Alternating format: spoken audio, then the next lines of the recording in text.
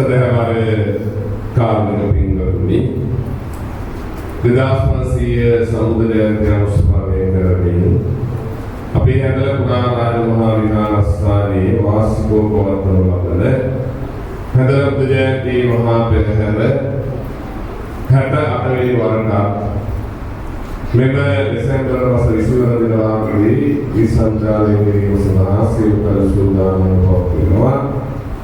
එම පෙරහැරට සමගාමීව පවත්වනු ලබන 68 වන ධර්මදේශනා පින්කම්මාලාව පුරා මාස එකමාරක කාලයක් මේ ධර්මදේශනා පින්කම්මාලාව පැවැත්වෙනවා. අද දවසේ ධර්මදේශනාව ආරම්භ කිරීමටයි සූදානම. අද මෙම ධර්මදේශනාව සඳහා මෛත්‍රාම ගෞරවයෙන් ආරාධනා කර සිටියා අපේ විහාරස්ථානයේ අපේ අවවාදීවදාන විදුර සද්ධාන්දා විධාන බුදුරෝපාය අපේ නායකහතුන් වහන්සේ වැඩි වෙන කාලවල නායකහතුන් වහන්සේට තාම හිතවත් වෙනකෝ කටයුතු කළ වර්තමානයේ අපේ භූම හිතවත් වෙනකෝ කටයුතු කරන අපේ ගෞරවනීය හාමුදුරුවෝ වහන්සේ දැන් අවුරුදු කීපයකට කලින් ඉස්සරහම පොයේ කරන අපේ හාමුදුරුවෝ එයාගේම සෑම වසරකම මේ ධර්මදේශනා පින්කම්මාලාව කරනවා. එයාගේම අපිත් එක්ක බොහොම හිතවත් බොහොම කල්යාණ මිත්‍රත්වයෙන් කටයුතු කරන අපේ ගෞරවනීය හාමුදුරුවෝ වහන්සේ දැන් අපේ හාමුදුරුවෝ වැඩ රාජකාරී භූමියක් වැඩි අපේ හාමුදුරුවෝ දැන් සේවය කරන්නේ අධ්‍යාපන අමාත්‍යාංශයේ සහකාර අධ්‍යාපන අධ්‍යක්ෂක සංවර්ධනාංශයේ නිසා අද උදේ ඉඳලාම මේ විභාග කටයුතු ආදී සියල්ල සූදානම් කරලා ඒවා පරීක්ෂණ කරලා තමයි මේ ඉන්න තුත්තක් ප්‍රමාද වුණේ අමාත්‍යාංශවල වැඩම කළේ. ඒ නිසා අපි කුංචි කාලවල අපිට බොහොම හිතවත් ලෙන්ගතු කටයුතු කරලා අපි කල්යාණ මිත්‍රයන් වහන්සේ අද දවසේ මේ ධර්මදේශනාව සඳහා වැඩම කරවලා අපේ ගෞරවනීය ආරාධනාවෙන් අධ්‍යාපන අමාත්‍යාංශයේ සහකාර අධ්‍යාපන අධ්‍යක්ෂ සංවර්ධනාංශයේ එයාගේම පැහැදිලිවම විද්‍යාලංකාර මහපිරිවෙනේ ආචාර්ය පූජ්‍ය චිත්‍ර ධර්මකාරික අපේ හිතවත් අපේ කල්යාණ මිත්‍ර මබාවලේ පාලිත අපේ හාමුදුරුවෝ වහන්සේ ධර්මදේශනාව සඳහා වැඩම කරවලා අපේ හාමුදුරුවෝ වහන්සේව විහාරස්ථානයේ පූජනීය මහා සංඝරත්නයේ මොදලා වහන්සේ විරුද්ධ දාන වලින් දාන මෛත්‍රාම ගෞරවයෙන් පිළිගෙන ධර්මදේශනාව සඳහා ඉතාම ගෞරවයෙන් ආරාධනා කරනවා. එම ආරාධනාව සියලුම දායකයන් වෙනුවෙන් දෙහත්පත් යලි ඒ ආරාධනාව සිදු කරගෙන අපේ සුණා මාතාවට සිහිපත් කරනවා. හැමදාම සාදුනාදයක්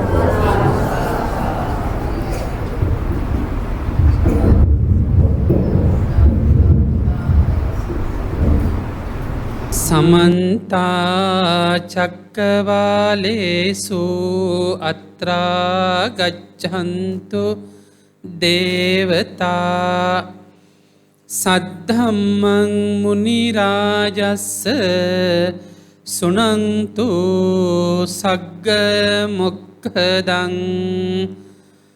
धम्मස්සවන කාලෝ අයං භදන්තා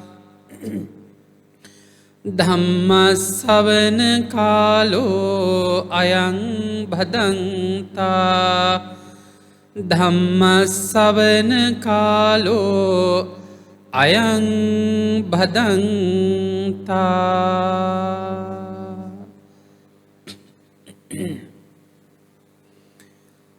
නමෝ තස්ස භගවතෝ අරහතෝ සම්මා සම්බුද්දස්ස නමෝ තස්ස භගවතෝ අරහතෝ සම්මා සම්බුද්දස්ස නමෝ තස්ස භගවතෝ අරහතෝ සම්මා සම්බුද්දස්ස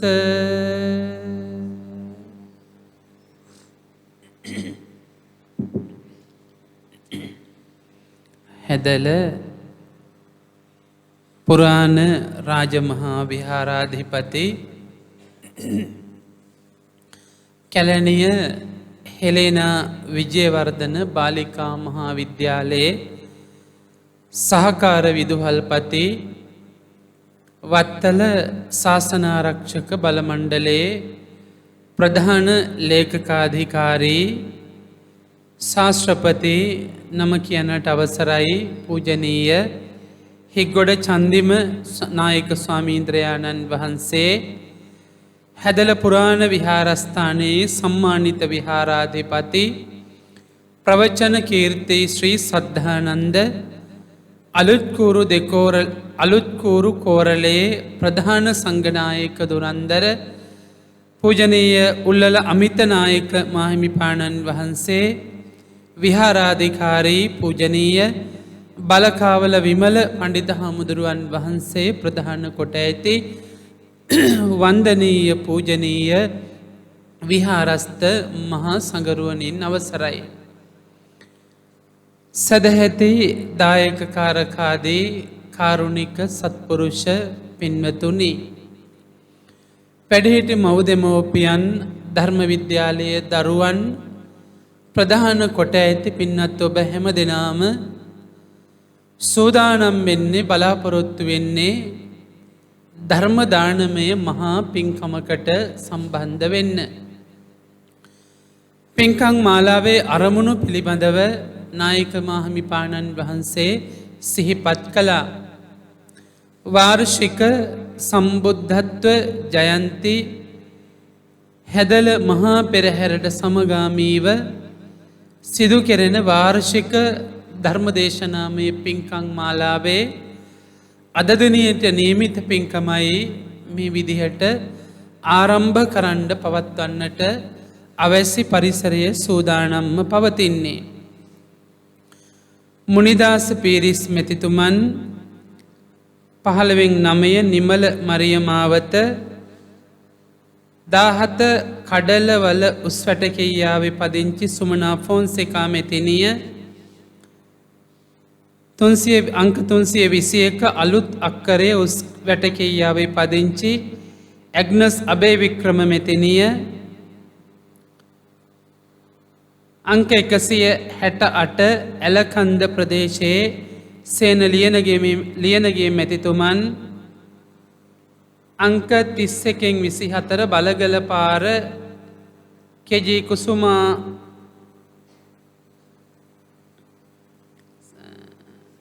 සමීර සෙනරත් යාපා මෙතිතුමන් අංක 31/26 බලගල පාරේ කල්යාණී යාපා මෙතිනිය අංක 31/1 බලගල පාරේ එල්බී මංගලිකා මෙතිනිය අංක 19 මානෙල්වත්ත උස්වැටකෙයියාවේ වසන්ති කුමාරි මෙතිනිය අංක 321 C4 අලුත් අක්කරේ උස්වැටකෙයියාව හැදල වත්තල ලිපෙනී පදිංචි අයිවින් ශාන්ති මෙතිනිය යන නම් සඳහන් කළ සැදැහැතියන් විසින් දායකත්වයන් භාරගෙන කටයුතු කරනවා.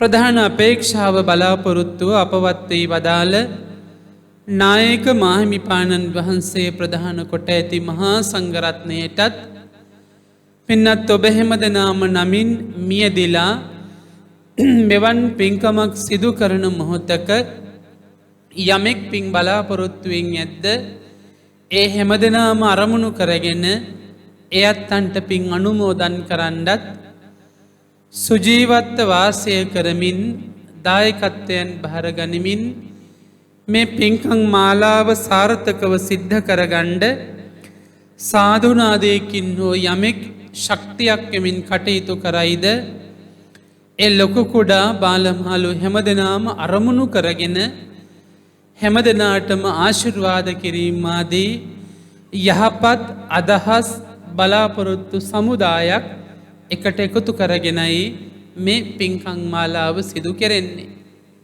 එනිසා දායකත්වයන් භාරගෙන කටයුතු කරන මව්දෙමෝපියන්ගේත් පින්නත් ඔබ අප හැම දෙනාගේමත් සත් ප්‍රාර්ථනාවන් සිතූ පැතූ පරිද්දෙන් සාධනය කරගණ්ඩත් බුද්ධාදී මහෝත්තමයාණන් වහන්සේලා විසින් නිවී සැනසී පැමිණ වැඩවදාළ උතුම් සැනසිල්ල පිණිසත් මේ කුසල ශක්තිය පුණ්‍ය ශක්තිය අපි හැමදෙනාගේම ජීවිතවලට ආශිර්වාදයක් වේවා ධර්මාවබෝධය පිණිසම උපකාරීම වේවා කියන ආශිර්වාදාත්මක ප්‍රාර්ථනාව සිදු කරමින් බලාපොරොත්තු වෙන්නේ ධර්මානුශාසනාව ආරම්භ කරන්න.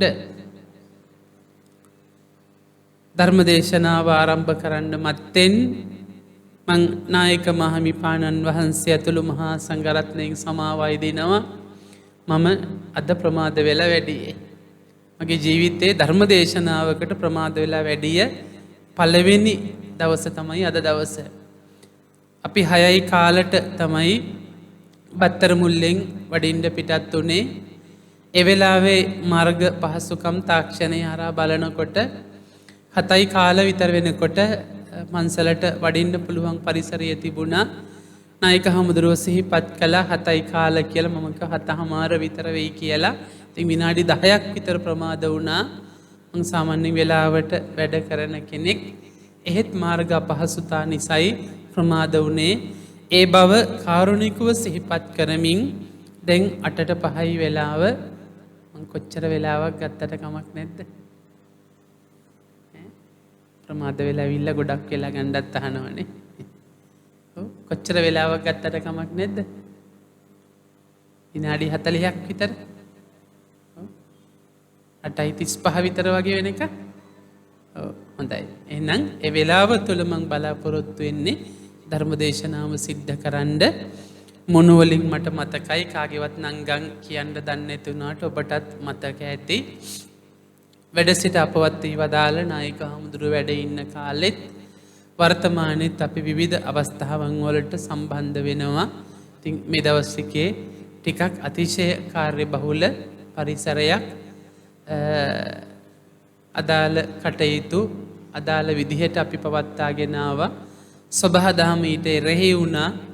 දැන් දරුවන්ගේ හෙට දවස වෙනුවෙන් ඒ සියලු කටයුතු මේ දවස් ටිකේ වෙලාවක් කලාවක් රැක් දවාලක් නැතුව තීන්දුව తీරන ගමින් ඉන්න කාල සීමාවක්. එනිසා තමයි චුට්ටක් එහා මෙහා වෙන්නේ වැඩ කටයුතු සිදු කරනකොට. නිසා මම බලාපොරොත්තු වෙන වෙනද වගේම අදත් ඔබ හැමදෙනාම ප්‍රායෝගිකව සක්‍රියව මාත් එක්ක සාකච්ඡාවට එකතු වේවි කියන අපේක්ෂාව ඇති කරගෙනයි මා ධර්මදේශනාව ආරම්භ කරන්නේ. සූත්‍ර දේශනාවේ නම අධම්මික සූත්‍රය. මොකද්ද නම? අධම්මික සූත්‍රය. අංගුත්තර නිකායේ බණ පොත් 5ක් තියෙනවා. ඒකේ දෙවෙනි බණ පොතේ 140 වෙනි පිටුවේ තමයි මේ අධම්මික සූත්‍රය අන්තර්ගත වෙන්නේ. වැඩිදුර අධ්‍යයනයක නියැලෙන කෙනෙකුගේ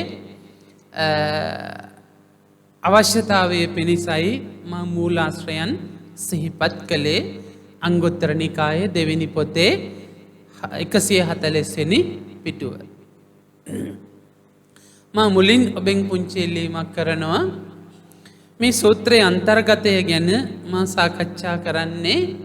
සාකච්ඡා කරනකොට විවිධ උපමා උපහැරණ ගෙන හැර දක්වනවා. ඒ සියල්ලක්ම දේශපාලන දෘෂ්ටි කෝණයකින් නම් දකින්න එපා. මගේ වයස අවුරුදු 40යි. මං දේශපාලනික භික්ෂුවක් නෙමෙයි. මං එකම එක ඡන්දයයි දීලා තියෙන්නේ. ඒ ඡන්දෙත් පන්සලෙන් බේරෙන්න බැරි හින්දා නායක හමුදුරුවන්ගෙන් ගිහිල්ලා කටු ගාලා කුරුටු ගාලා ආවා. මීට අවුරුදු 20කට විතර ඉස්සරලා පළවෙනි ඡන්දේ. මොකද ජඩ මඩ වලකට දේශපාලනයේ මඩ වලකට බැහැලා මඩ ගාගන්න කැමති නැහැ. භික්ෂුත්වය ආරක්ෂා කරගෙන සිවුරේ ගෞරවය ආරක්ෂා කරගෙන බුදුහාමුදුරුවෝගේ ගෞරවය ආරක්ෂා කරගෙන අපිට ලොකු කාර්යභාරයක් සිදු කරන්න තියෙනවා. එනිසා මේක මේ පැවතිච්ච හෝ පවතින්න බලාපොරොත්තු වෙන දේශපාලනියක් මුල් කරගෙන එහෙම කියන ධර්මදේශනාවක් සාකච්ඡාවක් නෙමෙයි. එනිසා පුජ්‍යලික දේශපාලන මතවාද ඔබ කාටත් ඇති. එනිසා මේ සාකච්ඡාවේදී ඒ පුජ්‍යලික පාට පක්ෂ නැමැති කණ්ණාඩිය පැය භාගයකට තමන්ගේ පසුම්බියමට දාගෙන නැත්තම් ළඟින් තියාගෙන අපක්ෂපාතී කණ්ණාඩියක් පැළඳගෙන සාකච්ඡාවට එකතු වෙන්න කියලා මං ඉල්ලීමක් කරනවා. අධම්මික සූත්‍රය. අධම්මික සූත්‍රයේ දැන් රටේ ප්‍රධානියා කවුද? කන් එහෙනම් අඩුයි මගේ බණ කියන වෙලාවට. කවුද? ජනාධිපතිතුමා. හැබැයි මේ අධම්මික සූත්‍රයේ කතා කරන්නේ ජනාධිපතිවරයෙක් ගැන නෙමෙයි. රජ කෙනෙක් ගැන. හැබැයි රජම ජනාධි දෙන්නම එක හා සමානයි. මේ අනුර කුමාර මහත්තයවත් හිටිය අයවත් කවුරුවත් එහෙම නෙමෙයි රජ කෙනෙක් ගැන කතා කරන්නේ. ඒකේ සඳහන් කරනවා දැන් අධම්මික ධම්මික නේද? ධම්මික කියන්නේ ධාර්මිකව ජීවත් වෙන කෙනා, අධම්මික කියන්නේ අධාර්මිකව ජීවත් වෙන කෙනා. බුදුහාමුදුරුවෝ අපිට කොහොම ජීවත් වෙන්නද මුලින් උපදෙස් දුන්නේ? ධාර්මිකව ජීවත් වෙන්න. සේදා වක්කිත්තේහි ධම්මිකේහි ධම්ම ලද්දේහි. ඉගෙන කියාගත්ත විෂයානුබද්ධයන් වලට අදාළව සම්භාවනීය රැකී රක්ෂාවන් සිද්ධ කරමින්, කය වෙහෙසවමින්, ධර්මානුකූල රැකී රක්ෂාවන් සිදු කරමින් තමයි අපිට මුදල් උපයන්න කිව්වේ. ඒ ධර්මානුකූලව දැහැමිව උපයන ධනය අපිට කිව්වා දත්වාච භුත්වාච යතානුභාවං අනින්දිතෝ සග්ගමුපේති තහනං. මුදල් අපි උපයන්නේ ධාර්මිකව උපයන්න, උපයන මුදල් දත්වාච භුත්වාච තමන්ගේ මූලික අත්‍යවශ්‍යතා පූර්ණය කරගන්න. තමන් සතුටින් ඉන්න ඕනේ. තමන්ට සතුටින් ඉන්න තමයි අපි මුදල් උපයන්නේ. ඊළඟට තමන්ගේ මගේ කියන අයට අම්මා, තාත්තා, බිරිඳ, සැමියා, දරුවෝ දෙන්නගෙම දෙපාර්ශ්වයේම කවුද? සහෝදර සහෝදරියෝ. අන්න ඒ අයගේ අත්‍යවශ්‍යතා වෙනුවෙනුත් අපි හම්බ කරන මුදල් යොදවන්න ඕනේ. කොට තමන්ට සැප විඳින්නත්, මගේ අපේ කියන අයට සැප විඳින්නත්. ඊළඟට දත්වාච නැති බැරි අයටත් දෙන්න ඕනේ. පින්කම් සඳහාත් අපි යොදවන්න ඕනේ. ඇයි? අනින්දිතෝ සග්ග මුපේති තහනං. අපි කවුරුත් පිළිගන්නවා ඔබේ මගේ මේ පළමු ආත්මය නෙමෙයි, අවසාන ආත්මයත් නෙමෙයි. අතීත සංසාරේ අපි කොච්චර ඉපදිලා ඇද්ද? මතු අනාගත සංසාරේ තව කොච්චරනම් අපි උපදින්න ඇද්ද? එනිසා මරණින් මත්තේ සුවපත් ආත්මයක් අපේක්ෂාවෙන් මොකද කරන්නේ? අපි හම්බ කරන මුදල් යොදවන්න ඕනේ. ඔන්න ධාර්මිකව මුදල් උපයන්න කිව්වා. ධාර්මිකව උපයන මුදල් යොදන්න කියපු ක්‍රමය. ධාර්මිකව මුදල් ඉපයීම සිදු කරනකොට ඒ ඉපයූ මුදල් ධාර්මික ක්‍රියාවන් සඳහා යොදවනකොට මොකද වෙන්නේ? එක් පැත්තකින් අපි කායිකව, මානසිකව එක් පැත්තකින් නිරෝගී වෙනවා. ඒ හිත හැම වෙලාවකම සතුටින්. ඔබටයි මටයි ඕන වෙලාවක රෑ දෙගොඩ හරි පාරේ බැහැලා ඕන වෙලාවක යන්න පුළුවන්. අපිව මරන්න කවුරුවත් එන්නේ නෑ. අපෙන් යමක් පැහැර ගන්න આવොත් විනා අපිව මරන්න කවුරුවත් එන්නේ නෑ. ඔබට මට එහෙම පාරේ මගතොටේ බැහැලා ගියාට හැම කෙනාටම එහෙම යන්න පුළුවන්ද? බයෙන්, සැකෙන්, ත්‍රාසයෙන් නෙමෙයිද ගොඩක් අය ජීවත් වෙන්නේ? ඒ ධාර්මිකව ජීවත් වෙන අය නෙමෙයි. හැබැයි අපිට එහෙම බයක් නෑ. එතකොට කායිකවත් අපි සතුටු, කයත් අපේ සතුටුයි, මනසත් අපේ සතුටුයි. ඔබට මතකයි අනේ පිට සිටුතුමාගේ බාලදුව සුමනාව නේද? ඉද මෝදති පෙච්ච මෝදති කත පුඤ්ඤෝ භයත්ත මෝදති. අර ධර්මානුකූලව ජීවත් වෙන කෙනා, ධර්මානුකූලව මුදල් උපයන කෙනා, ඉපයෝ මුදල් ධර්මානුකූලව යොදවන කෙනා මෙලවත් පින් කරනවා, පරලොවත් පින් කරන. එතකොට මෙලවත් එයා සතුටින්, පරලොවත් සතුටින්.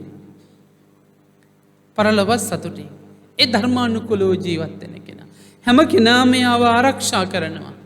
එයා සමාජයේ සත්‍යවාදී කෙනෙක් බවට හැමදෙනාම පිළිගන්නවා. දෘශ්‍යමාන අදෘශ්‍යමාන බලවේග පවා අපේ ජීවිත ආරක්ෂා කරනවා ධර්මානුකූලව ජීවත් වෙන අය. අධර්මානුකූලව ජීවත් වෙනකොට මොකද වෙන්නේ? අපේ ජීවිත කවුරුවත් ආරක්ෂා කරයිද? ආරක්ෂා කරන්නේ නැහැ.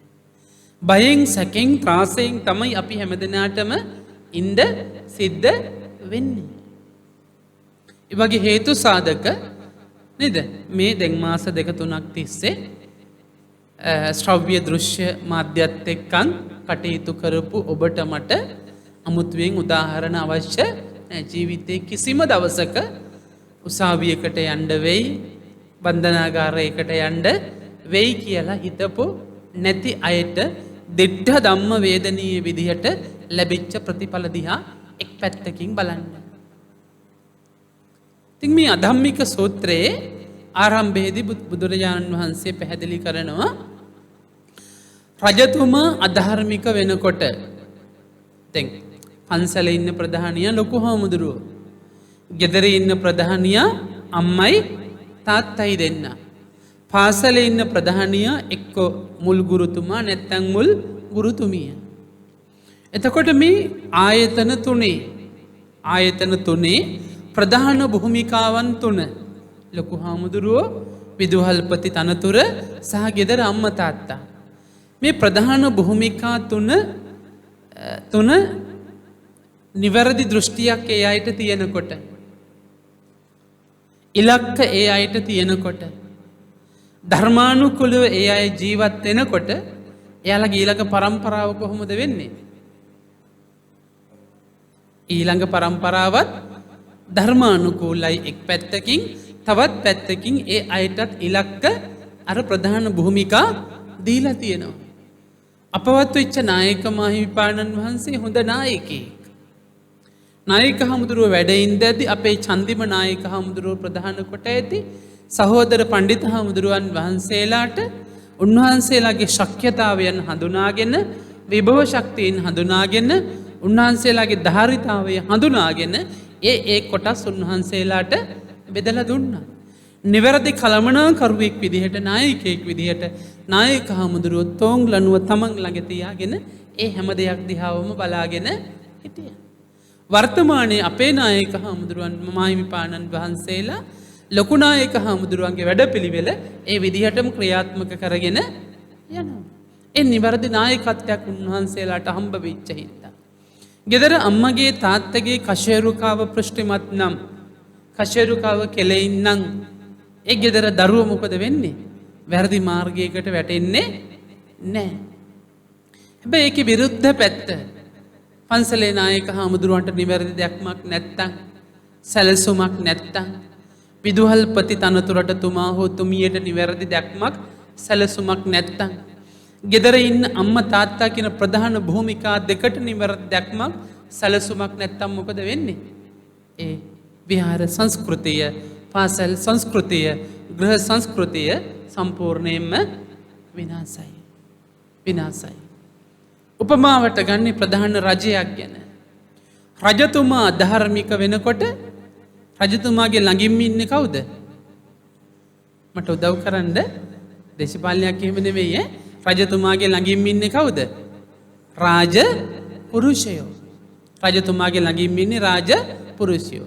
රජතුමා අධාර්මික වෙනකොට ඊළඟට අධාර්මික වෙන්නේ රාජ පුරුෂයෝ.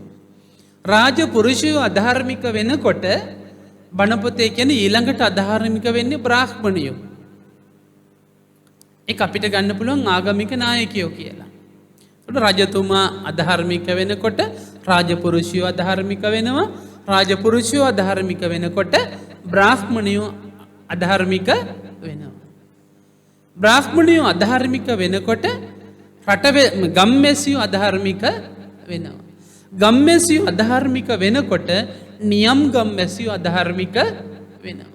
නියම් ගම්මැසියෝ අධාර්මික වෙනකොට කුඩා ජනපදවල වාසය කරන ජනපද වාසීන් අධාර්මික වෙනවා. රජතුමා, රාජපුරුෂයෝ, බ්‍රාහ්මණයෝ, ගම්මැසියෝ, ඊළඟට නියම් ගම්මැසියෝ, ඊළඟට ජනපදවාසීන්.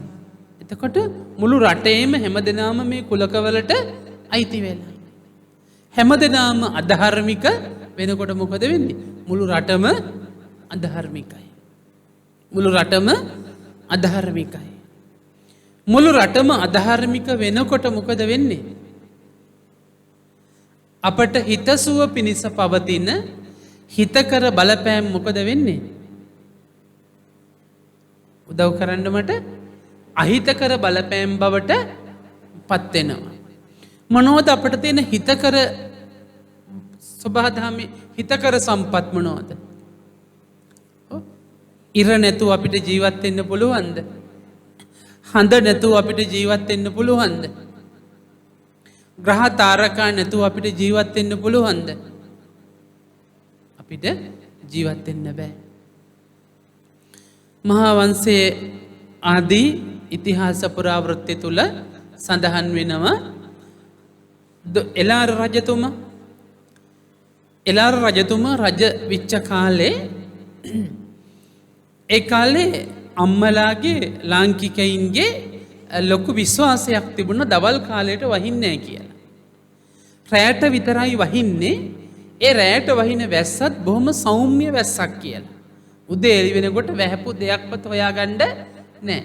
ඒ වහින්නේ අර සතා සිව්පාවට කොළ ටිකක් කන්න පුළුවන් වෙන්න සබහාදහමේ ආරක්ෂාව අපිට ලැබෙන විදිහට. එනිසා අම්මලා දවල් කාලයට වී තම්බලා වී වේලනවා.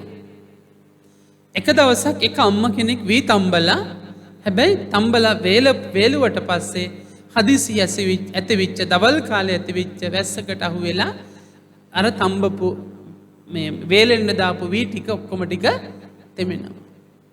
අම්ම කරන්න යනවා රජතුමාගේ රජමාලිගාවට. ගිහලා රජතුමාට තමයි ඇඟිල්ල දික් කරන්නේ.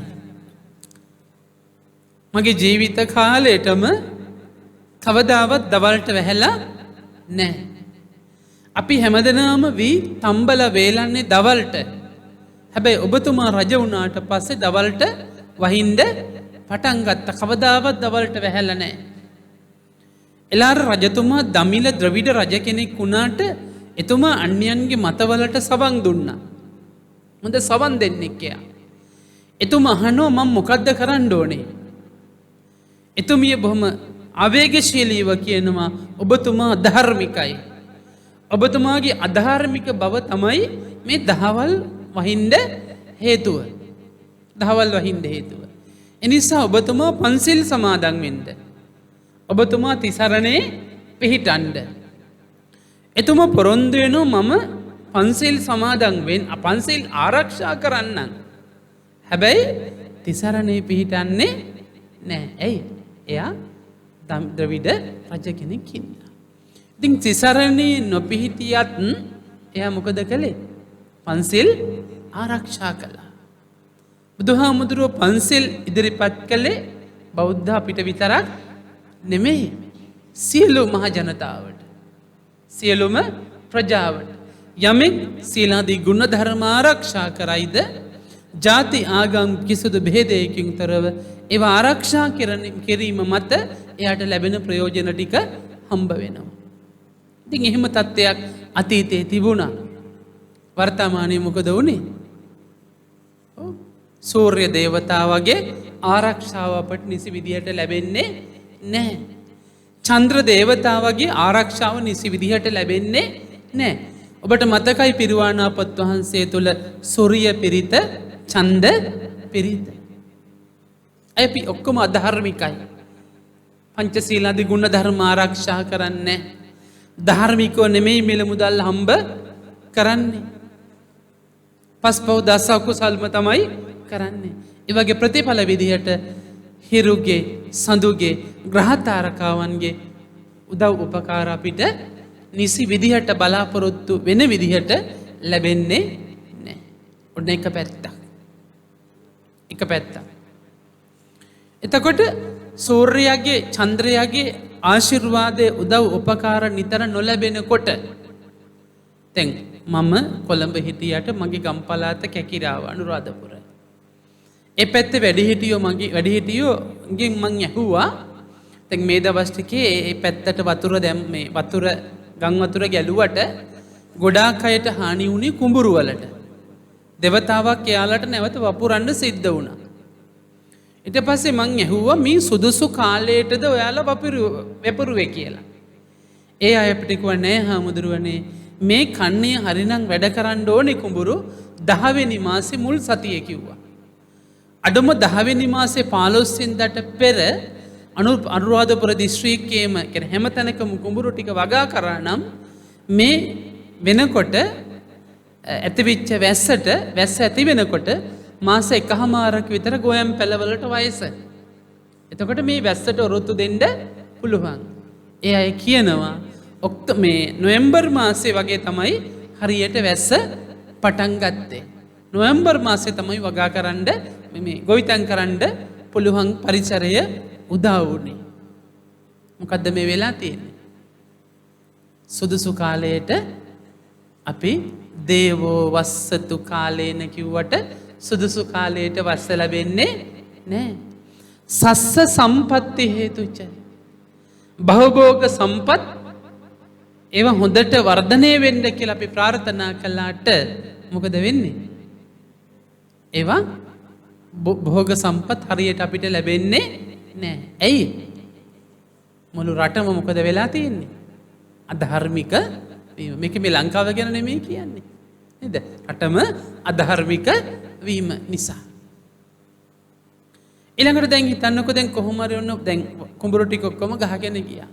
ආයෙත් දැන් තව සතියක් හමාරක් යනකොට මොනවා හරි හේතු සාධක මත ආයෙ නැවත කුඹුරු වැඩ කරයි. කුඹුරු වැඩ කරයි. සාමාන්‍යයෙන් වෙන කතන්දරේ තමයි කුඹුරු වැඩ පටන් ගන්න ඕන කාලෙට වහින්නේ වහින්නේ කොයි කාලෙටද? ගොයන් හොඳට පැහිලා ගොයන් කපන්න හදන කාලෙට. එතකොට මොකද වෙන්නේ? අර දුක් මහන්සියලා විවිධ කැපවීම් කරලා අතිශය අමීරි අත්දැකීම් ලැබලා ගොවිතැන් කටයුතු කළත් අදාළ කිසි විදිහට භෝග ටික ලැබෙන්නේ නැහැ. මටත් අත්දැකීම් තියෙනවා මං කැකිරාවේ ඉඳලා මුලින්ම කරන්නේ කුඹුරට ගොයන් මේ තනකොළ ගස් ටික මැරෙන්න වෙනමම තෙල් එකක් ගහනවා. ඊළඟට යූරියා මඩ පොහොර ආදී විවිධ පොහොර වර්ග දානවා.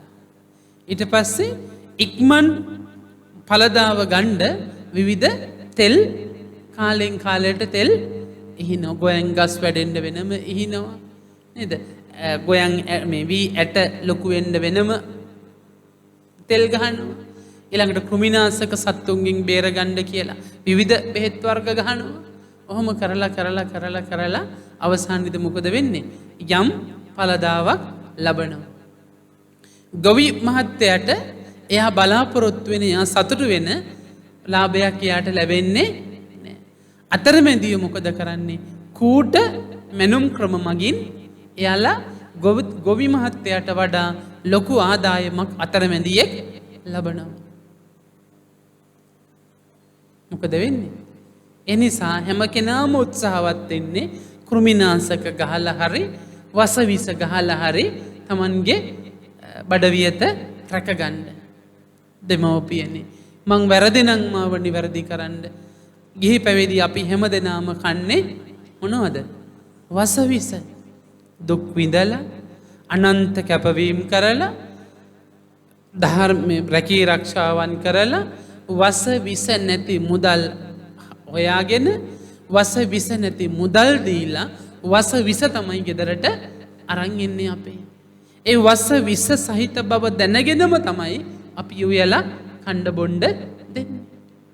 මොන පළතුරුද තියෙන්නේ වස විස නැති ඒවා. මහරගම අපේක්ෂාරෝහලෙන් මට කිව්වා විශේෂඥ වෛද්‍යවරු 10 දෙනෙක් මාව වට කරගෙන මට කිව්වා ලේ පිළිකාවක් හදාගෙන එන්න සීනි නම් හදාගෙන එන්න එපා කිව්වා. පස්සේ මාසයක් විතර ගියාට පස්සේ කිව්වා පිළිකාවකුත් නම් හදාගෙන එන්න එපා කියලා. ඇයි? හැම පළතුරකම වසවිස. පළතුරු ගෙඩියක් ස්වාභාවික විදිහට ඉදෙන්නේ ඇතුළේ ඉඳලා එළියටද එළියේ ඉඳලා ඇතුළටද? ස්වාභාවික ක්‍රමය. ඇතුළේ ඉඳලා එළියට. දැන් තියෙන පළතුරු කොහේ ඉඳලා කොහටද දෙන්නේ? එළියේ ඉඳලා ඇතුළට. අඹ ගෙඩිය භාගයක් කපාගෙන යනකොට, ගස් ලැබු ගෙඩිය භාගයක් කපාගෙන යනකොට නේද? අඹ සුවඳද එන්නේ, ගස් ලැබු සුවඳද එන්නේ, අදාළ පළතුරේ පළතුරු සුවඳද එන්නේ, නැත්නම් කාබයිඩ් සුවඳද ගඳද මොකද්ද කියන්න මන්ද ඒකද එන්නේ ටිකක් හිතලා බලන්න. එතකොට අපි දැන් බුදුහාමුදුරුව අපිට දේශනා කළේ සබ්බේ තසන්ති දණ්ඩස්ස සබ්බේ භායන්ති මච්චුනෝ අත්තානං උපමං කත්තන හනයේන ගතේ. සබ්බේ තසන්ති දණ්ඩස්ස සියලු සත්වයම දඬුවමට බයයි. සබ්බේ භායන්ති මච්චුනෝ හැම දෙනාම දඬුවමට බයයි. තති කියන්නේ බයයි. අත්තානං උපමං කත්වා තමන්ම උපමාවට අරගෙන තමන් අකමැති කිසිම දෙයක් කරන්න එපා කිව්වා.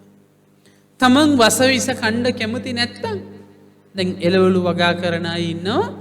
එයාලගේ පරිභෝජනයට වෙනම කොටසක් හදනවා, විකුණන්න වෙනම කොටසක් හදනවා. පළතුරු සමහර වෙලෙන්දෝ ඉන්නවා අහනවා අපි ගියාට පස්සේ බෙහෙත් ගහපුවා ගෙන්ද ඕනේ, බෙහෙත් ගහපු නැති ඒ වගේන්ද ඕනේ. අදම වළඳන්නද ඕනේ, දවස් කීයකින් වළඳන්නද කණ්ඩද ඕනේ පළතුරු. එයාලා සූදානම් කරලා දෙනවා. ටිකක්වත් හිතුනේ නැද්ද පළතුරු ගෙඩියට බෙහෙත් ටිකක් ගහනකොට? පළතුරු මේ එළවලු වලට බෙහෙත් ටිකක් ගන්නකොට, කුළු බඩු වලට විවිධ විසකාරක දේවල් එකතු කරනකොට අනේ මේවා කන්නේ මං වගේම කෙනෙක්, මටත් දරුවෝ ඉන්නවනේ, ඒ වගේම තවත් දරු පිරිසක් නෙමෙයිද, මටත් අම්ම කෙනෙක් තාත්තා කෙනෙක් ඉන්නවනේ, තවත් අම්ම කෙනෙක් තාත්තා කෙනෙක් සහෝදරයෙක් සහෝදරියක් නෙමෙයිද මේ කන්නේ කියලා අපිට හිතුනේ නැද්ද? ඔබයි මමයි එහෙමයි නොවෙන්න පුළුවන්. නමුත් එහෙම පරිසරයක නෙමෙයිද අපි ජීවත් වෙන්නේ. මගේ ලොකු බලාපොරොත්තුවක් තිබුණා අනුර කුමාර ජනාධිපතිතුමාගේ මේ මාලි මාණ්ඩුවෙන් හරි අපිට වස විස නැති පළතුරු ටිකක් කන්න, වස විස නැති එළවලු ටිකක් කන්න, ධාන්‍ය ටිකක් කන්න අපිට වාසනාව උදා වෙයි කියලා අවුරුද්දක් ගියා. තාම නම් ඒක උදා වුණේ නැහැ. ඉදිරියට වෙයිද කියන්න මම දන්නෙත් නැහැ. බලාපොරොත්තු තියා ගණ්ඩත් බෑ. හිතවත් වෛද්‍යවරු 50ක් විතර කණ්ඩායමක් මාත් එක්ක ඉන්නවා. එයාලා මට කිව්ව වැඩිම සීනි තියෙන පළතුරු වර්ගය තමයි අඹ. ඊළඟට අන්නාසි. ඒ කොළපාට ඇපල් ගෙඩිය හැරුණුකොට ඊළඟට අපේ ලාංකීය දොඩම් ගෙඩිය ආදී හැරුණුකොට වෙන කිසිම දෙයක් නොකන තරමටම හොඳයි කිව්වා. එයාලා කියනවා මටත් අත්දැකීම් තියෙනවා. ගෙදර පින්කමකටවත් පන්සලේ මාසික වාර්ෂික දානයකටවත් ඒ අය පළතුරු අරගෙන යන්නෙත් නැහැ. ගෙදරට පළතුරු ගේන්නෙත් නැහැ. අවුරුද්දකට එක සැරයක් විතර එක කෙහෙල් ගෙඩියක් විතරක් කනවා. එක පළතුරු ගෙඩියක් විතරක් කනවා රස තෘෂ්ණාව තියෙන හින්දා. අපි කන්නේ වස විස, අපි බොන්නේ වස විස, අපිට ආස්වාස ප්‍රාස්වාස කරන්න සිද්ධ වෙලා තියෙන්නේ වස විස. ඇයි? අපේ හැමදෙනාම මුළු රටම අධාර්මික විච්ච හින්දා තමන්ගෙද විතරයි හිතන්නේ. මහගම සේකර මහත්මයාගේ ප්‍රබුද්ධ කියලා කාව්‍ය සංග්‍රහයක් තියෙනවා. එක තැනක එතුමා කියනවා බල්ලෝ මරාලා හරි සල්ලි හොයාලා ඉන්න ටිකේ ඉමු අපි සුදෝජොලිය දමාලා කියලා. එහෙම පරිසරයක් නෙමෙයිද අද තියෙන්නේ.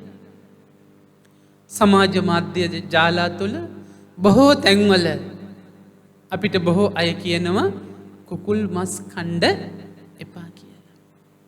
කුකුල් මස් කණ්ඩ එපා කියලා.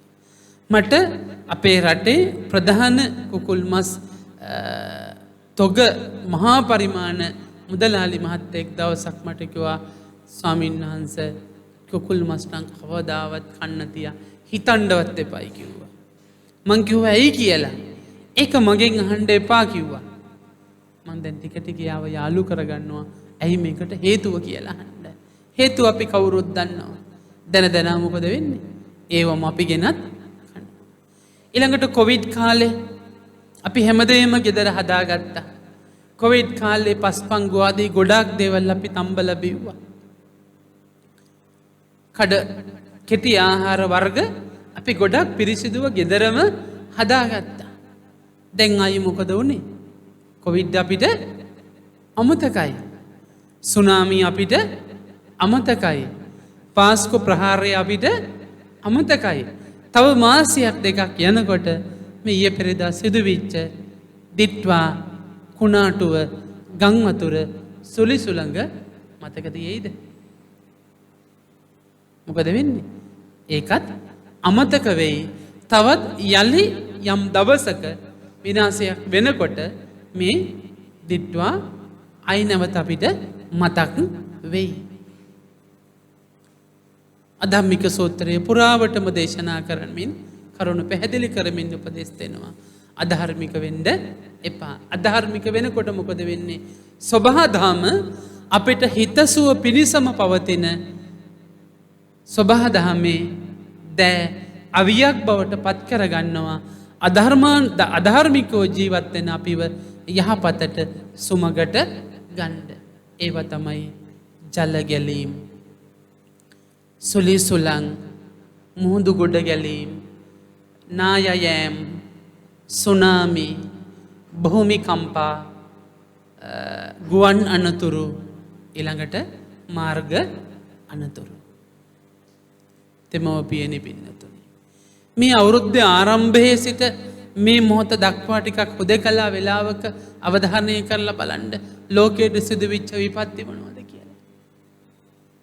මේත කාලේ බිහිසුණුම ගුවන් අනතුරු ඉන්දියාවේ 242 දෙනෙක් අයෙක් පමණක් ජීවිතය බේරුණා.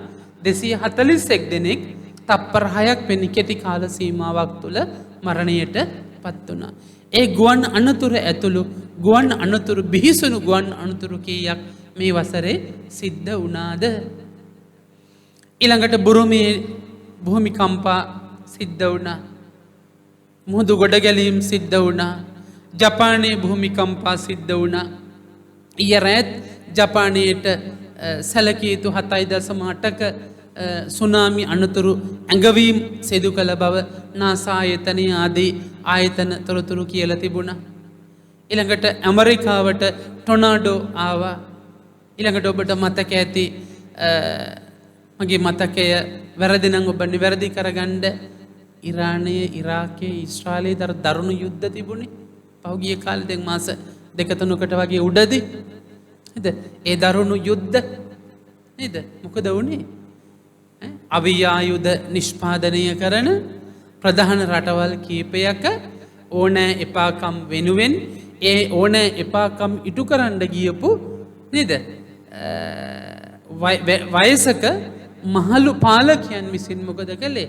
අහිංසක දරුවෝ ඒවට බිලි දුන්නා තමන්ගේ මූලික අත්‍යවශ්‍යතා ඉටු කරගන්න පටු පරමාර්ථ වෙනුවෙන්. මේ අවුරුද්ද විතරක් ලෝකයේ විසින් ඇති කරගත්ත ව්‍යසන දිහා ටිකක් හොඳට හැරිලා බලන්න. අපේ රටේ ඇතිවෙච්ච දේවල් ගැන ටිකක් හොඳට හිතලා බලන්න. මොකක්ද මේවට හේතු සාධක? මොනවද හේතු සාධක කියලා හොඳට හිතන්න. මේවා මේ හේතුවක් නැතුව වෙච්ච දේවල් එහෙම නෙමෙයි. බුදුහාමුදුරුවෝ දේශනා කළ කර්මය සහ කර්මඵලය. ගිහි පැවිදි අපි හැමදෙනාම කැඩපතක් ඉස්සරහට ගිහිල්ලා කැඩපත ළඟදී සිනාමුසු මුහුණකින් බැලුවොත් කැඩපත දිහා අපිට පෙරලා ප්‍රතිචාරය ලැබෙන්නේ සිනාමුසු ප්‍රතිබිම්බයකින්. කැඩපත අභියසට ගිහිල්ලා ද්වේෂ සහගතව බැලුවොත් දේශ සහගත ප්‍රතිබිම්බයකින් තමයි පෙරලා ප්‍රතිචාර අපිට හම්බ වෙන්නේ. හොඳ වැඩක් කළොත් ඒකේ ලැබෙන ප්‍රතිඵලය හොඳ ප්‍රතිඵලයක්. නරක වැඩක් කළොත් ඒකේ ලැබෙන ප්‍රතිඵලය නරක ප්‍රතිඵලයක්. මනසාචේ පසන්නේන භාසතිවා කරෝතිවා තතෝනං සුඛමන්වේති ඡායාවන පායිනි. පැහැදුණු මනසකින් යුතුව කරන කායික වාචසික මානසික කුසල ක්‍රියාවන්ගේ ප්‍රතිඵලය අපිව අත්නොහැර අපිව පසුපස එන සෙවණැල්ල වගේ අපි පසුපස එනවා.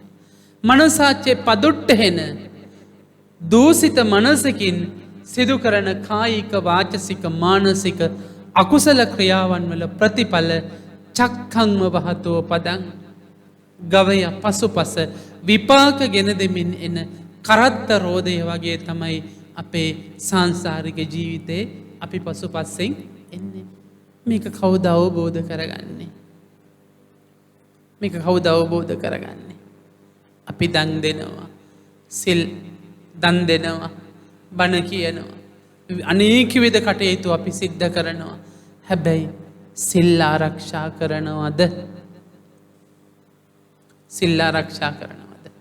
ඔබට මතකයි බුදුහාමුදුරුවෝ බණ පොතේ අවස්ථා කිහිපයකදී නීපිටට පස් ටිකක් අරගෙන අට්ටික්කා වනේදී අට්ටික්කා කොළ ටිකක් දකුණු අතට අරගෙන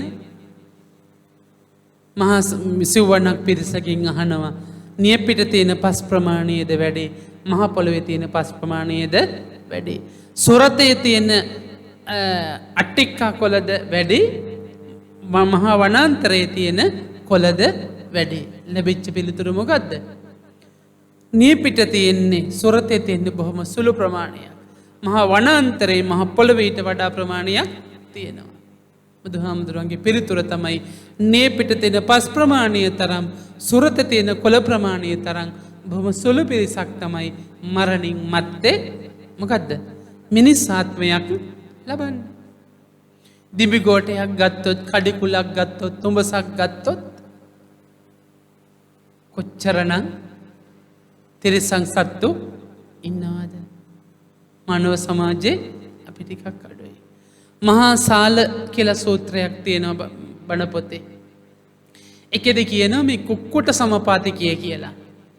ඉස්සර සතර මහා අපායේ දිව්‍ය ලෝකයේ ආදී හැමතැනකම පිරිස අඩුයි.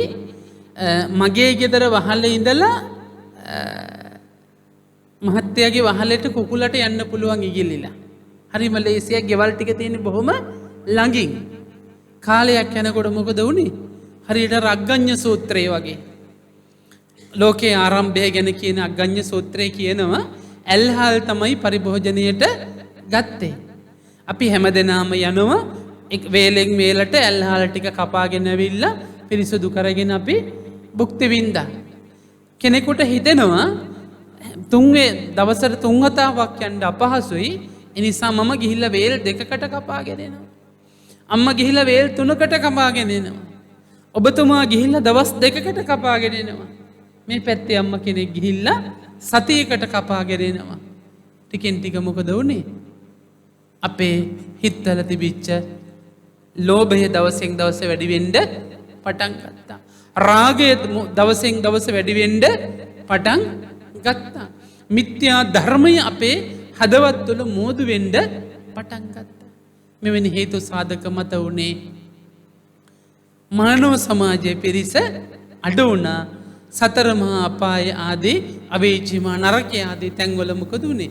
පිරිස දවසෙන් දවස වැඩි වෙන්න පටන් ගත්තා. කාශ්‍යප බුදුහාමුදුරුවන්ගේ කාලේ පරමාවිෂ අවුරුදු 20000ක් පැවතුණා. හැබැයි බොහොම කෙටි කාලයකින් උන්වහන්සේගේ ශාසනය ශීඝ්‍රයෙන් විනාශ වුණා. ඒ කාලේ භික්ෂුන් වහන්සේලාගේ කාර්යභාරය අමතක වුණා.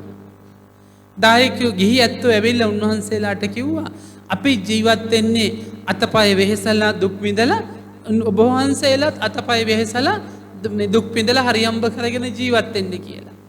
සිවුරු දරාගෙන කුඹුරු කොටන්න පටන් ගත්තා. සිවුරු දරාගෙන මුදල් උපයන්න පටන් ගත්තා. භික්ෂුවගේ කාර්යභාරය භික්ෂුවට අමතක වුණා. ගිහියෝ බණ කියන්න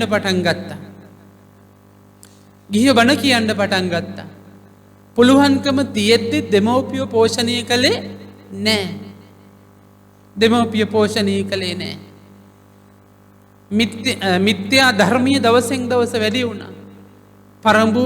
පුරුෂ සේවනීය අඹු සේවනීය දවසෙන් දවස වැඩි වෙන්න පටන් ගත්තා. මෙවැනි හේතු සාධක මත උනේ සබහා දහම පවා වෙනස් වුණා. මේ අධම්මික සූත්‍රයේ අන්තර්ගත කරුණු සනාථ කරන තවත් සූත්‍ර දේශනා රාශියකින් තොරතුරු ඉදිරිපත් කරමින් බුදුහාමුදුරුව අපිට උපදෙස් දෙන්නේ පුළුවන් තරම් ධාර්මික වෙන්න, ධාර්මික වෙන තරමටම අපේ ජීවිත සුරක්ෂිතයි.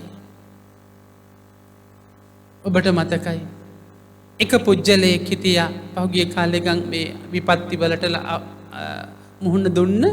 ඒ ප්‍රදේශයේ විශාල වතුරක් දෝරේ ගලාගෙන යනකොට විශාල පිරිසක් මරණයට පත් වෙනකොට උන් හිටිතෙන් අහිමි වෙනකොට එක්කෙනෙක් පොල් ගහකට නැගලා දවස් කිහිපයක් පොල් ගහේ හිටියා.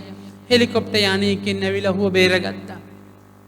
සමාජ මාධ්‍ය ජාල තුළ මට හමු වුණා ඉබ්බාගම ප්‍රදේශයේ වටා පිටාව තියෙන ගෙවල් ඔක්කොම වතුරට විනාශ වෙලා කැඩිලා බිඳලා විනාශ වෙලා ගිහිල්ලා. හොදකලා වෙච්ච එක ගෙදරක් තියෙනවා. ගෙදරට වතුර ඇවිල්ලා නැහැ. එක්කෙනෙකුටවත් හානියක් වෙලා නැහැ. ඔබට මතක ඇති බදුල්ල ප්‍රදේශයේ එක වැඩිහිටි ස්වාමින් වහන්සේ නමකට පුංචි සැකයක් ඇති වෙනවා යමක් සිදු වෙයි කියලා. උන්වහන්සේ සතපම් ගණනාවක් පයින් වැඩලා දායක සීමාවේ පවුල් 150ක් විතර පන්සලට එකතු කරනවා. පහවද උදේ බලනකොට ගම විනාශ වෙලා. උන්වහන්සේ බොහොම ආඩම්බරයෙන් සතුටින් කියනවා මාව පෝෂණය කරපු අහිංසක දායකයින්ගේ භෞතික දේවල් මට ආරක්ෂා කරලා දෙන්න බැරි වුණා. හැබැයි ඒ අයගේ ජීවිත මට ආරක්ෂා කරලා දෙන්න පුළුවන් වුණා. මේ ගම් වතුරට අහුවෙච්ච සබහාදහම විපත්ති වලට අහුවෙච්ච පිරිස වැඩිහිටිය එක හාමුදුරු කෙනෙක්ද? පොල්ගස් නගින්න පුළුවන් අය හිටියේ එක්කෙනෙක්ද? ඉබ්බාගමුවේ හිටියේ එක්කෙනෙක්ද?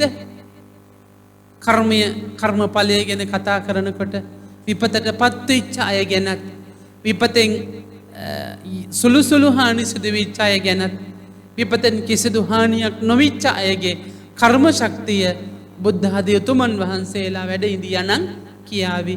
ඒ විදිහට ඒ අයට යම් යම් පමණින් විපත්ති සිදු වෙන්න සහ ආරක්ෂා වෙන්න මොනවද හේතු සාධක කියලා.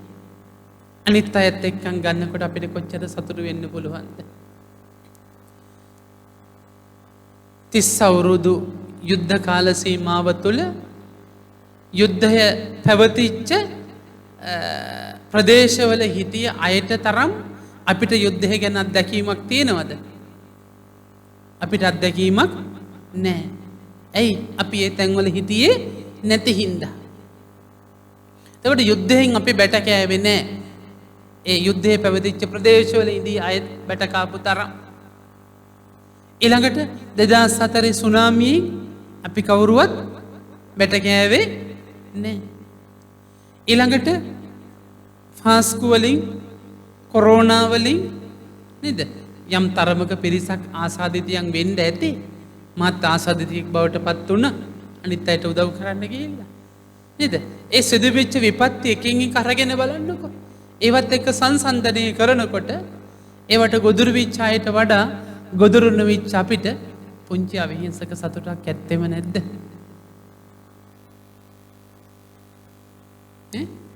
සතුටක් ඇත්තෙම නැද්ද? ඒකට හේතුවක් නැද්ද? තියෙන්න පුළුවන්නේ. මොකද්ද හේතුව? අපි පතිරූපදේශ වාසෝච්ච. නේද? අපි ඔක්කොම මේ ලංකාවේ ඉපදුණා. අපිට බෝසත් මව්දෙමව්පියෝ ලැබුණා. බෝසත් පරිසරයක් අපිට හම්බ වුණා. මනෝවිද්‍යාවේ කියන්නේ කෙනෙකුගේ පරිසරය වෙනස්, ජීවිත වෙනස් කරන පරිසර 4ක් තියෙනවා. ගෙදර පරිසරය, වටාපිටා පරිසරය, ආගමික මධ්‍යස්ථානීය පරිසරය, පාසලේ පරිසරය. මේ ආයතන මේ පරිසර 4ම සුවඳවත් වෙච්ච හින්දා, සුන්දර වෙච්ච හින්දා ඔබේ මගේ ජීවිත සුන්දර වුණා, සුවඳවත් වුණා. ඒ මොකක් හින්දාද? මේ නිකන් ඉබේ සිද්ධ වෙන ඒවා එහෙම නෙමෙයි. මේ සසරේ ඔබයි මමයි එකට එකතු වෙලා පින්දහම් කරගත්ත හින්දා. පහුගිය විපත්ති කාලේ අධික හීතලක් තිබුණා, සාමාන්‍ය හීතලක් නෙමෙයි. අපි එක ව්‍යංජනයක් එක්ක හරි කමක් නැ උණුවෙන් බට් එකක් හදාගෙන කාලා දරු පැටවු එක්ක එක ඇඳක හරි ගුලි වෙලා සතුටින් අපිට ඉන්න පුළුවන් වුණේ නැද්ද? ඒ කාලේ මගොතට යනකොට තනි කකුලෙන් කී දෙනෙක් ඉඳ ඇත්ද? අද මේ වෙනකොට අපේ හිතවත් ස්වාමින් වහන්සේලා අපට තොරතුරු කියනවා 200 300 ගණන් පන්සල් වල ඉන්න තැනක් නැහැ. සියලු දේම ගහගෙන ගිහිල්ලා. ගම් පිටින් පොළොවට සමතලා වෙලා. අපිට එහෙම වුණේ නෑ. අපිට එහෙම වෙයි කියලා අපිට හිතන්නවත් බෑ. හැබැයි අවිනිශ්චිත ලෝකයක තමයි අපි මේ හැමදෙනාම ජීවත් වෙන්නේ. අපි හැමදෙනාම පුරුදු වෙලා ඉන්නේ නැති දේවල් ගැන හිතලා දුක් වෙන්න. හැබැයි ඇති දේවල් ගැන හිතන්න අපි අනිත් අයත් එක්ක සංසන්දනය කරනකොට ඔබට මට කොච්චරනම් සතුටු වෙන්න පුළුවන්ද? ඒකට හේතුව මොකද්ද? පෙර අතීත සංසාරේ පින් කරගත්තා. පින් කරගත්ත හින්දා ඒ පින් බල මහිමෙන් නවත පින්කම් කරගත හැකි උතුම් මිනිස් ආත්මයක් අපිට ලැබුණා. ඒ ලැබූ දුර්ලභ මිනිස් ආත්මේ උතුම් ඵල සපත නෙලා ගන්න පුළුවන් වෙන පරිසරයක් අපිට උදා වුණා. ඒ නිසා තමයි අපි හැමදෙනාම එකට එකතු වෙලා මේ පින් දහම් ආදී කටයුතු සිදු කරමින් යන්නේ. අධම්මික සූත්‍රයේ බුදුහාමුදුරෝ දේශනා කරනවා. රජතුමා අධාර්මික වෙනකොට, රාජපුරුෂයෝ අධාර්මික වෙනකොට, බ්‍රාහ්මණයෝ අධාර්මික වෙනකොට, ගම්මැසියෝ, නියංගම්මැසියෝ, ජනපදවාසීන් මුළු රටම අධාර්මික වෙනකොට මොකද වෙන්නේ? අපට හිතසුව පිණිස පවතින සබහදහමේ වස්තුන් දෙවියෝ කෝප වෙලා දෙවියෝ අවියක් බවට පත් කරගන්නවා. අපිව සුමගට ගන්න. මේ අවුරුද්දේ මෙච්චර විපත්ති වෙලා තියෙද්දි ඔබ දැක්කා සමහර අය මොකද කළේ? මේක මිනිස්සු විච්ච අපිට විතරක් සිදු වෙච්ච දෙයක් නෙමෙයි. මාළුව ඒ අය ජීවිත බේරාගන්න වතුර හොයාගෙන ඉමක් කොනක් තේරෙන්නේ කොහටද යන්න ඕන කියලා. වතුර හොයාගෙන යනකොට මොකද වුනේ? තවත් පිරිසක් කකුල් දෙකේ තිරිසන් පිරිසක් ගිහිල්ලා කුඩ වලින් ලී උල් වලින් ඇනලා අර මාළුව අල්ලගෙන මහා වීරක්‍රියාවක් වගේ මාළුව මේ මල්ල දෙකට නමලා කඩලා උයාගෙන කණ්ඩ තරම් මහා පාපතරයෙන් බවට පත් වුණා. මෙහෙම ගම් වතුර ගලලා මදීද? මෙහෙම නායා ගිහිල්ලා මදීද? මෙහෙම ප්ලැට් වෙලා සමතලා වෙලා මදීද කියලා කෙනෙකුට හිතෙන්නම නැද්ද? අපි පුරුදු කළේ, අපි පුරුදු වුණේ, ඊළඟ පරම්පරාව අපි පුරුදු කරන්නේ මේ පින්කම් වලින් ලැබෙන ප්‍රතිඵල අපි කවුරුත් කැමති.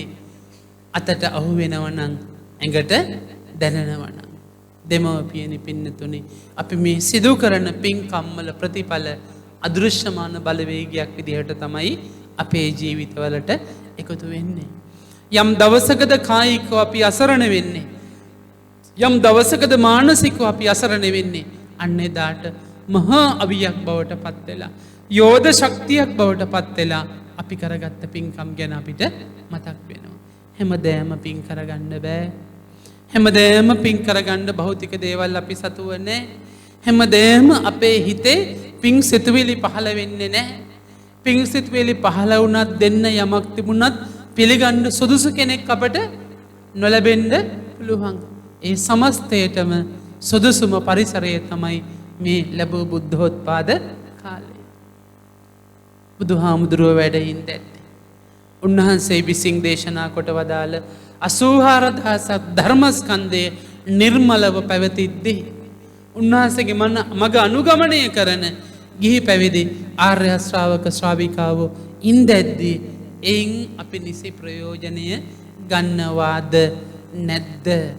ධාර්මික වෙනවද අධාර්මික වෙනවද කියලා අපි 10000 වතාවක් හිතන්න ඕන කාල සීමාවක තමයි අපි ජීවත් වෙන්නේ. අර කත්නෝරේ හාමුදුරුව කියන්නේ වගේ හිතන දේවල් වෙන්නේ නෑ. හිතන්නේ නැති දේවල් තමයි, නොහිතන දේවල් තමයි සිද්ධ වෙන්නේ. තව මොනව වේද කියන්නේ අපි කවුරුවත් දන්නේ නෑ. හැබැයි අපි මොකද වෙන්නේ? මොනව වුණත් ඒන හැම දෙයකටම මුණ දෙන්න හිත හදාගන්න ඕනේ. බුදුහාමුදුරුව බණ කිව්වේ අහිමි වීම හමුවේ කඩා නොවැටී ඉන්න, හිමිවීම හමුවේ උඩඟු නොවේ ඉන්න. මෙන්න මේ தත්ත්වයට ඔබේ මගේ මනස සංවර්ධනය කරගන්න පුළුවන් නම් අපි මෙලවත් සතුටෙන් ඉඳෙයි, පරලොවත් සතුටෙන් ඉඳෙයි.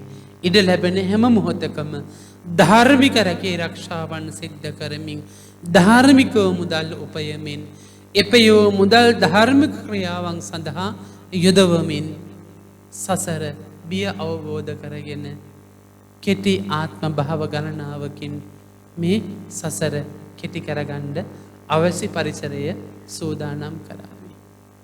ඒ සඳහා මග කියා දෙන සූත්‍ර දේශනා අතර මහා පූර්ව සූත්‍ර දේශනාවක් තමයි අංගුත්තර නිකායේ දෙවෙනි පොතේ 140 වෙනි පිටුවෙන් ආරම්භ වෙන අධම්මික සූත්‍රය. අධාර්මික වෙන තරමටම අපේ ජීවිතය පරිහානිදායකයි. ධාර්මික වෙන තරමටම අපේ ජීවිතය ශාන්තිදායකයි. ඔබේ මගේ ජීවිත සැනසෙල්ලෙන් සැනසෙල්ලට පත් කරගන්නවද?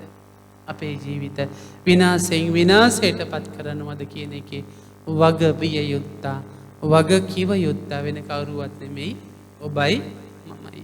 ඒ වගවීම, ඒ වගකීම නිසි ලෙස හඳුනාගෙන භික්ෂූත්වයට ගැලපෙන, මාතෘත්වයට, පීතෘත්වයට, ස්වාමීත්වයට, භාර්යාත්වයට ගැලපෙන, දුවෙකුට පුතෙකුට ගැලපෙන බෝසත් ගතිගුණ කායික වාචසික මානසික ක්‍රියාවන් තුළින් ප්‍රදර්ශනය කරමින් ලැබූ දුලබ මිනිස් ආත්මේ උතුම් ඵල සපත නෙලා ගන්න ඔබ හැම දෙනාටම මේ අපේ සාකච්ඡාව, මේ දහම් කරුණු මහා පහුරක් වේවා, ආශිර්වාදයක් වේවා, නිවන් පිණිසම මහෝපකාරීම වේවා කියන ප්‍රාර්ථනාව සිදු කරමින් ධර්ම දේශනාව නිමාවට පත් කරනවා.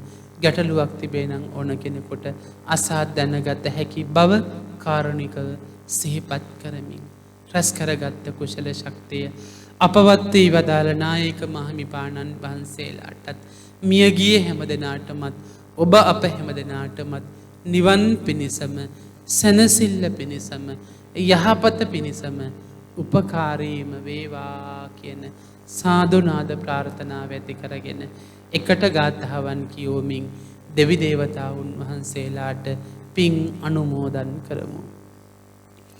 ආකාසට්ඨා ච බුම්මට්ඨා දේවා නාග මහිද්దికා පුඤ්ඤන්තං අනුමෝදිත්වා චිරං රක්ඛන්තු ලෝක සාසනං චිරං රක්ඛන්තු දේශනං චිරං රක්ඛන්තු ත්වං සදා. සබ්බීතියෝ විවච්ඡන්තු සබ්බ රෝගෝ විනස්සතු මාතේ භවත්වන්තරායෝ සුඛී දීඝායුකෝ භව.